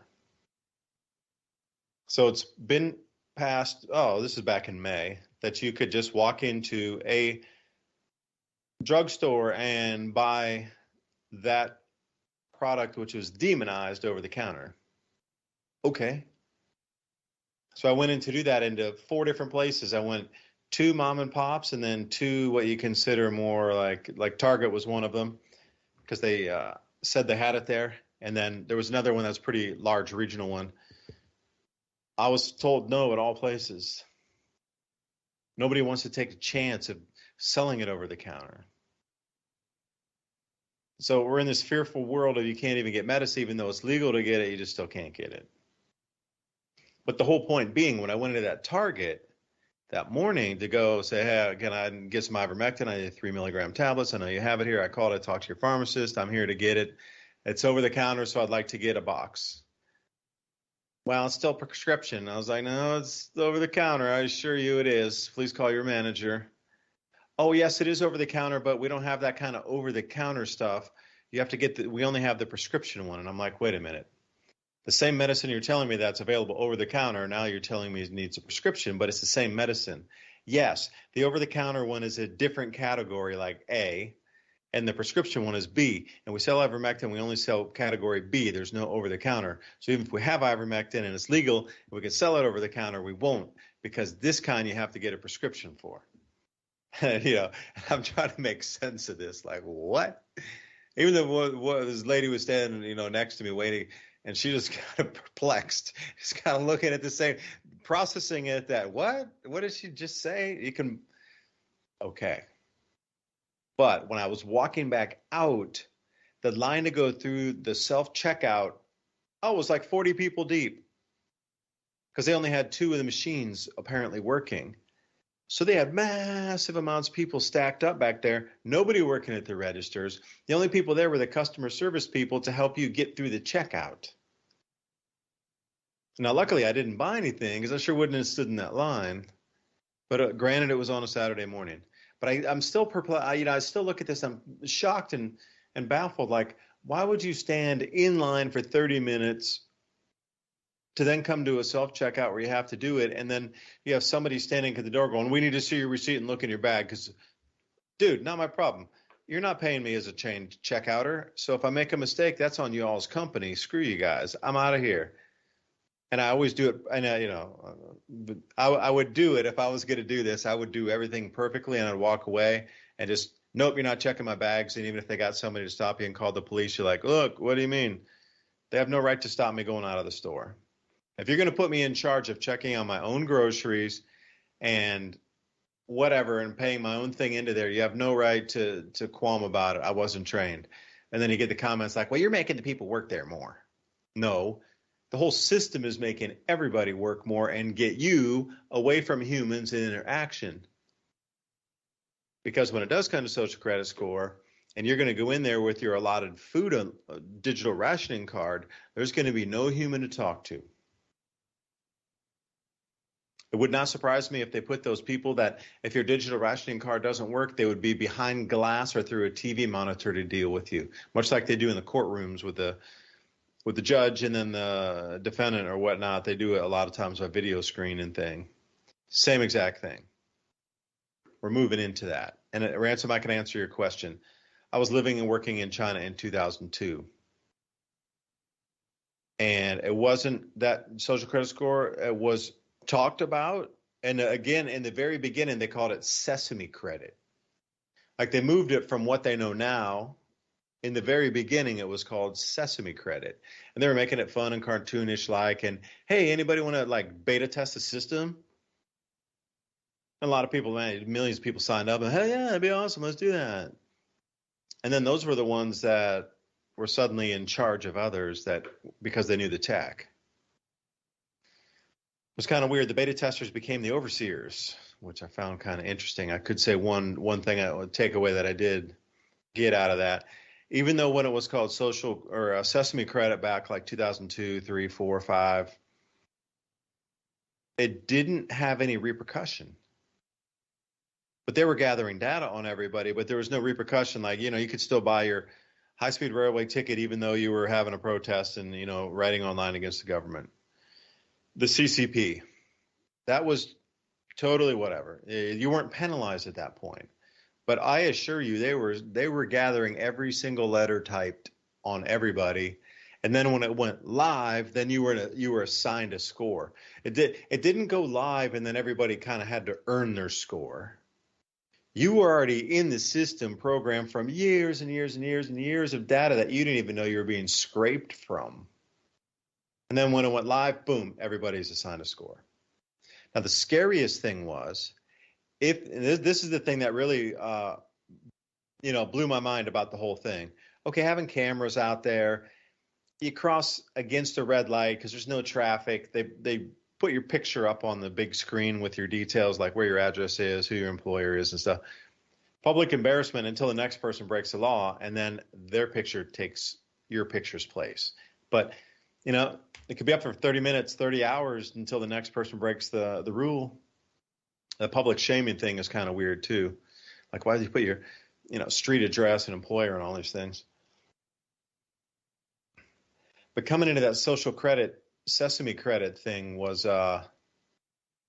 it was bizarre how it overtook the human emotion of relationships. Because if you were assigned a score of, let's say, 550, you would never want to talk with anybody that's 549 because you would have your score at 549 down. And even a 1 or 2 point tick on your social credit score going down would affect what kind of food you can buy, what kind of train you can ride on, what kind of apartment a landlord will rent somebody to, depending on their score. So if you were mixing with somebody who was a 500 and you were a 550, oh, that's you got to be kidding me. You're mixing, yeah, you're down in the slums. So this is it's straight. If you think our society is divided and segmented at this point, you ain't seen nothing yet, as they would say. In China, they have striated it down to a single credit score of everybody in different layers of cream self-assembling into the 501 range, the 502 range, the 551 range, the 602 range. You only go up. You never talk with anybody lower. So if your parents had a much lower social credit score because they're normal people, by you going to Chinese New Year dinner with them and being associated with them and sending text messages and things, their very low score will affect your score now. So there's been whole families that don't even talk to each other anymore because of this. And heaven forbid your friends, like you be friends in university and people you work with, etc. But as soon as all this came out, everybody's segregated into like their little cliques of 500 to 510. They all hang out together. The 550 to 560s, they hang out all together, but they never hang out with the 500 to the 510 people because it's going to ruin their credit score. Even though they're their best friend for an entire life. Oh, sorry, man. I can't be seen talking to you, dude. Any street camera picks us up, I'm going to get dinged on my score just because I'm next to you. And that's what really the scariest thing was about it. Is the way it dissected, smashed, dashed, chopped, ground out all relationships in the society into allegiance for the state, period. They live, move, breathe, and die by that credit score. Higher it is, the more opportunities you have. More doors literally open magically for you. The lower it is, the more closed off society becomes for you, to the point where you can't even rent an apartment. I don't care. You're not renting an apartment at all. You're going to live on the street and you are going to starve to death. And that's what they want. If it gets too low, then you should be out living like an animal because you don't agree with the state. And that's my personal experience from saying, I know it's, everybody's going to have different stories, but I mean, that's my own account of witnessing the beginning of it to where I see it is now. And that 20-year transition from, it's a friendly, fun thing, into I don't talk to my dad anymore or my mom or anybody on my mom's side because they all have too low social credit scores. So I deleted every one of them. And that's the whole thing. You can't be connected on like WeChat or anything. Line accounts, boom, got to cut them out. Anything pay systems or like Alipay or whatnot. Oh man, if you're directly sending money like I do to PayPal, I send PayPal money to people. They have a thing called Alipay over there. And WeChat also has its own pay system. If you were to be even seen sending money to somebody that's lower on your social credit score, not only will you lose access to functionality in your online banking, but your social credit score gets dinged as well. So you can't even be associated with even anybody even in your family. You can't send them money because if you send them money, you're going to get taken down on your social credit score. This is what it's de-evolved into. And that's where we're going in the States. We're probably like 2005 right now. If I was going to give it a range of where maybe we sit with the social credit score and the inbounding of it, they can't rush it in because they got to have central bank digital currencies in for the ultimate play for the U.S. market here. They just did it by brute force in China. Seriously, just straight brute force. But in America, they got to have a little more finesse because everybody's armed out. So how will they do it? We're going to collapse the economy. Like we go back to the beginning of the show here. A lot of financial woes are coming in. New digital currency system, then they can roll out the social credit system. Like you're not going to have the social credit roll out before the money rolls out. So if you're looking in order, I don't have exact dates, but I try to really focus on the event-based timeline. So if we come into some huge sort of market meltdown scenario where everything on the planet locks up, And then whatever form that might take in terms of governments all agreeing, okay, liquidity is not there, unemployment's high, we don't have any options, we're going to have to take everything to zero, and we're going to move it over into central bank digital currencies and your personal allocation carbon credits, and everything will be digital for money from this point. That is an event to look for, because when that happens, very shortly after that, not even 2 years, probably like a year or less, or almost even in conjunction, 6-month delay time, they're going to start rolling out the social credit right then. Because you're going to have to be on the digital rationing card to get your foods, and then suddenly it's going to be tied instantly to what you wrote online, who you talked to, all these things. And at that point, Ransom, can you describe that map you sent me earlier? I was trying to look at it, but I didn't understand exactly what. I think there's something there, but you not take that thought that I was just talking about and run with it into your map there and see how fast you think that timeline is.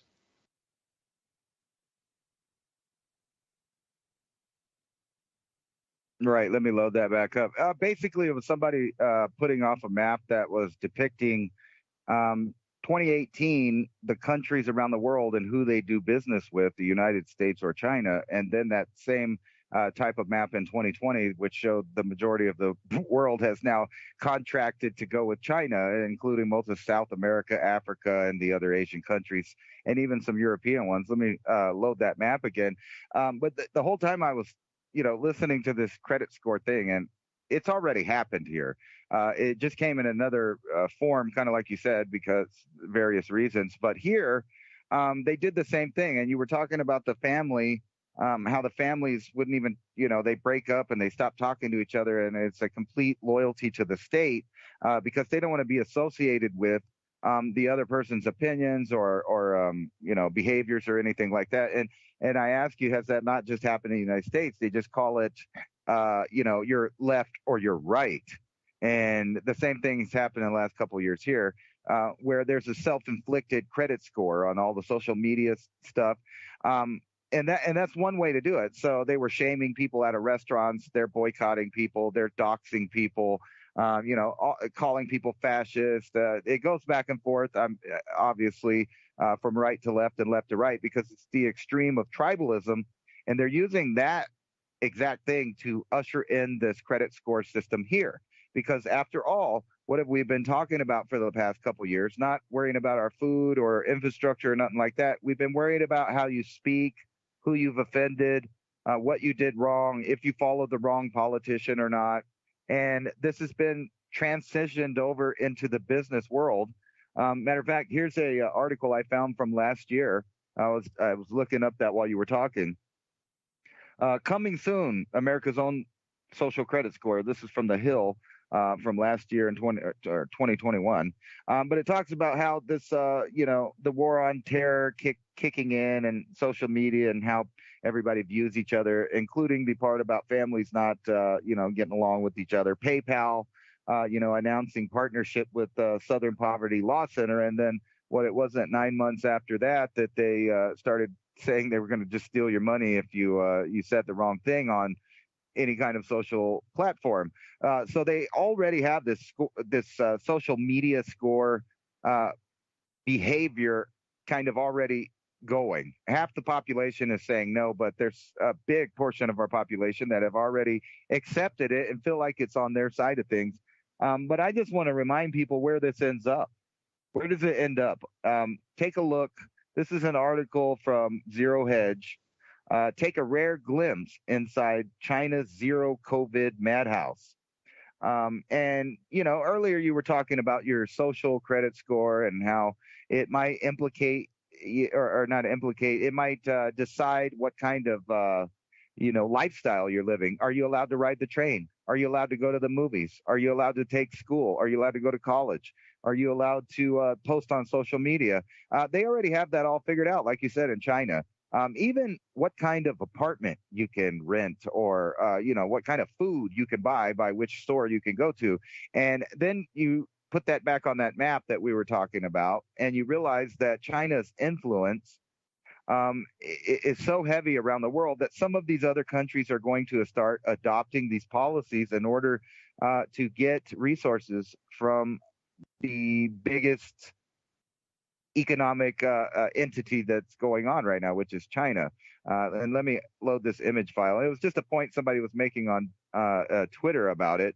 And he may be actually wrong. This map may not be accurate, but the idea is in motion, and you can kind of prove that by different metrics, that China is overtaking the United States as the only economic superpower and soon to be another military superpower.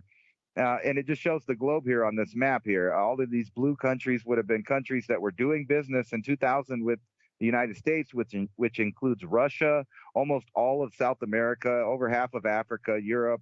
And then the new map in 2020 shows all of these other nations, especially South America, Africa, and Asia, and Russia, and half of Europe, including France, are all now doing business with China over the United States. But let's get back to this social credit score and where it leads.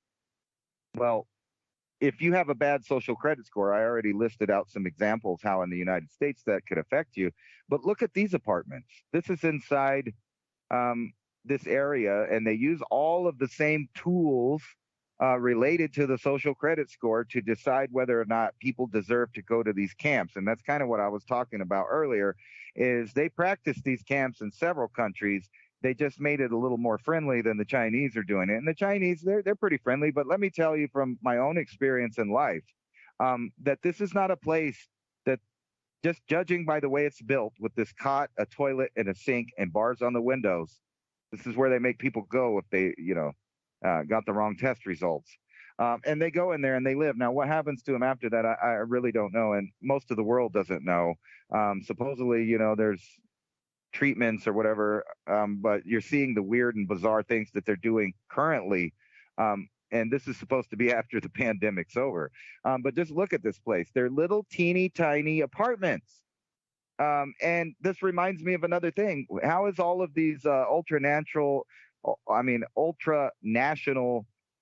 international agencies, the NGOs and stuff, are pushing on people that they don't want to, that you're not supposed to live in a single family home, but instead a little tiny home, a little tiny house, and then we had all those fires in California that ironically allowed the government to rezone large swaths of single family home area into places that are only zoned for this type of arrangement. And if you look at it, doesn't that not look like what you would be getting if your social credit score was at the bottom and you needed a place to stay? It would be a little apartment just like this with bars on the windows, one toilet, one sink, and just enough room to lay down. And they're already doing that with the same system for a different excuse. Now, what if they just start deciding for whatever reason that you pollute too much or you're too much of a burden on society? And I kind of wanted to get into that because, there's a fad around the world, and this goes back into the population discussion about how they're trying to say that we're overpopulated. Now there's a headset of a game, and it is just ironic. It's a headset of a game that is designed to kill you if you lose in the game, right? And now that sounds far-fetched, I know, but think about all the countries that have now laws where you're allowed to kill yourself, have assisted suicide. You can pay a little bit of money and go to sleep. There's been states, all kinds of reasons and ways to make it easier to not have a family, to not have a long, prosperous life, to not own land, not be self-sufficient, not have energy, not do any of these things that are bad. And this is the cult that they're putting on everybody. And if you really think about it, they already have most of the world in line. We're kind of like the last, vestige of free thinking. We're outliers here in the U.S. So they have to do something about us. And what better way to do that is to implement this behavior credit score system based on politics and what you're supposed to believe in the public. If they can ban you from restaurants and get you kicked off of platforms and say that because you had an opinion about something, you owe $1 billion to them, right? Or, in the case of Alex Jones, because I think that is the biggest joke in the planet that I've ever seen, that whole a fake trial or whatever it was, where they're trying to say that somebody's opinion that changed And then they even said they were sorry, they were wrong, but you still owe $1 billion. Now put that down on the little person and join it to that social credit score system. Oops, you made a bad tweet. Guess what? Your interest at the bank is going up. Guess what? Your food allotment for your EBT card just went down.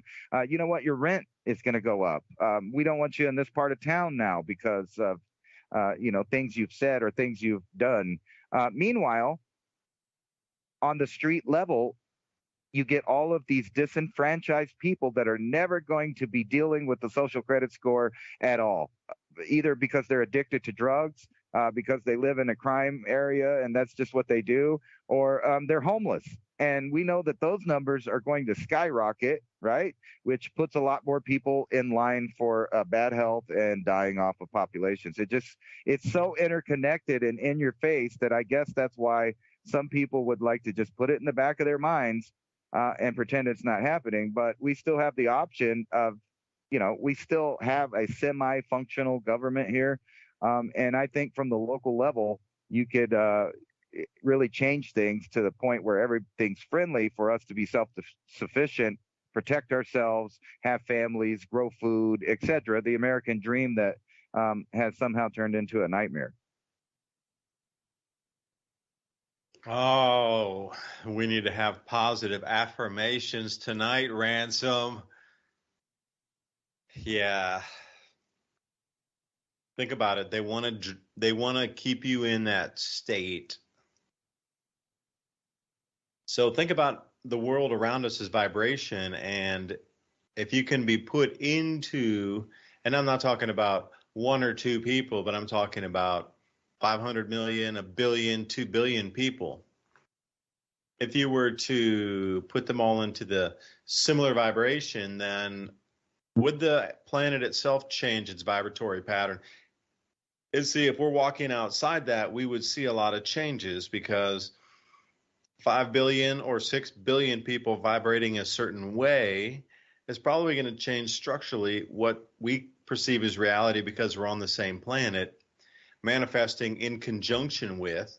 But if there were 6 billion people in the exact same range of energies, let's say, and we weren't in that energy range, then we would step outside and we would see the madness.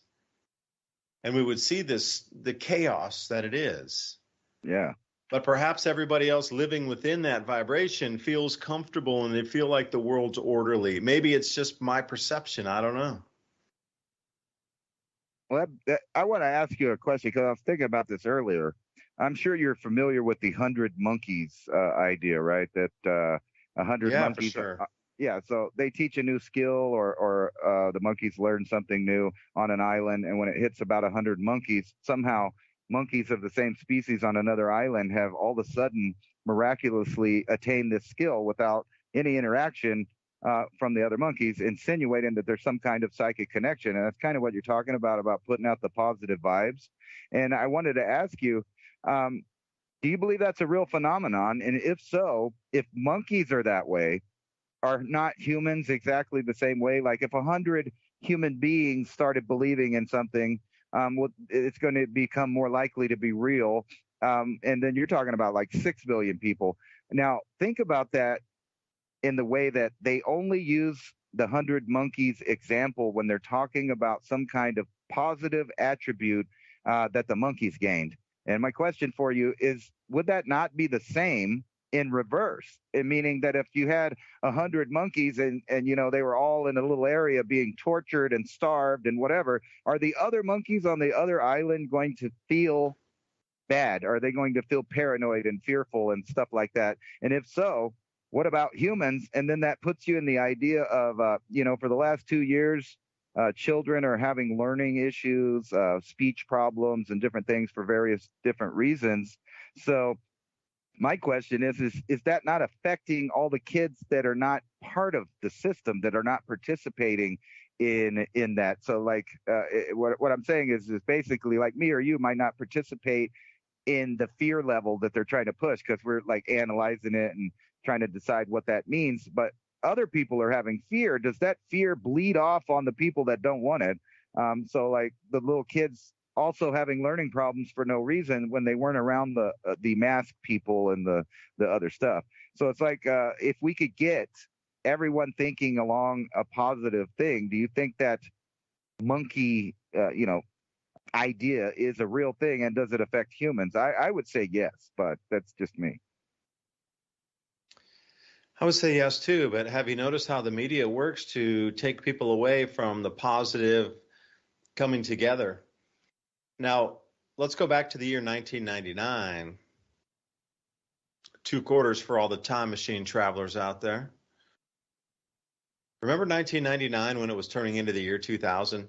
This was going to be the biggest party in 1,000 years, and people were so stoked on it and just like super ripped and like, yeah, it's gonna be the, and it was like that for 6 months coming in, and then suddenly it was about 6 months out.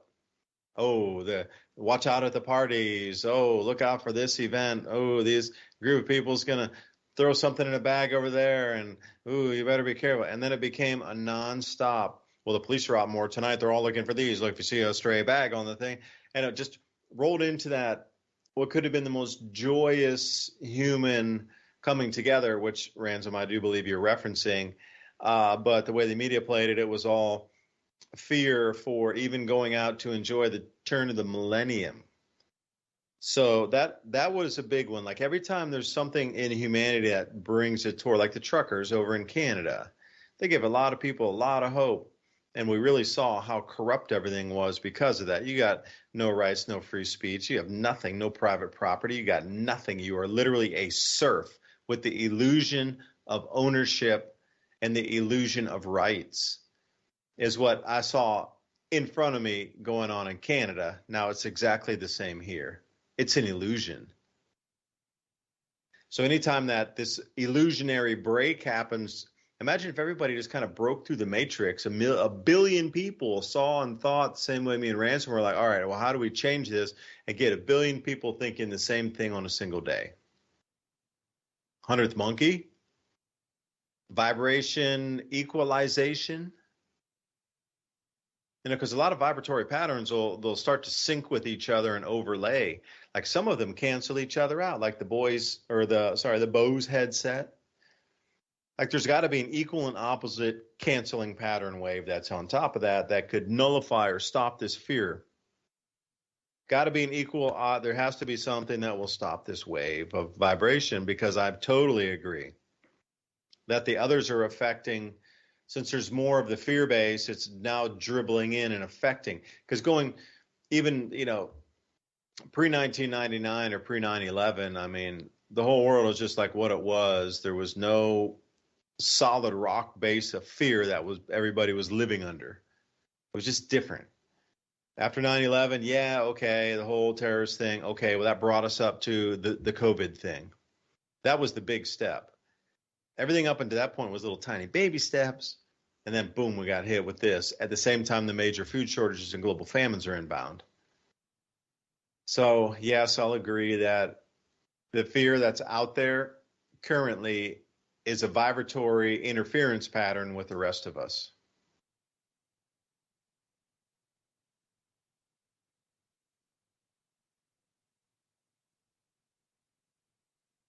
I'm just waiting for the cookbook of how to serve human here. I'm watching something on trying to compare 4 different types of Parmesan cheese and which one's the best. The little one you buy dried in the flaked powder already, the bigger chunks that are already dried for you, 12-month aged or 3 years aged. And yeah. I'm taking this whole future possibilities pretty serious, because this is a little article just to put stuff in perspective about where things could go. It's an article from the Sun about Russian troops that ran out of their rations and were cut off. So they ate the zoo animals. And, I'm thinking like, if things get really bad at the supermarket end of stuff, what kind of violence is going to show up from people trying to do stuff like this? Your dog is quite juicy. I noticed you had a Great Dane next door. It's a horrible thought, but how bad could it get? I don't know. But I've been trying to keep in mind that things may go good if enough people stop it. And even though you don't see those people out there in the public and in the world, they're there. There are lots of people that are trying to stop all of these crazy ideas because they don't agree with them. And I realized, looking at the supposing voting numbers, they're saying that Generation Z is the reason that most of the Democrats won. And then I come across this article that says that 80% of Generation Z is on medications for different mental disorders, and I hope that's not the truth. That there's that much. 42%. Here it is. I'll show it to the audience here. If I hit the right one, there it is. 42% of Generation Z diagnosed with mental health conditions. Survey reveals.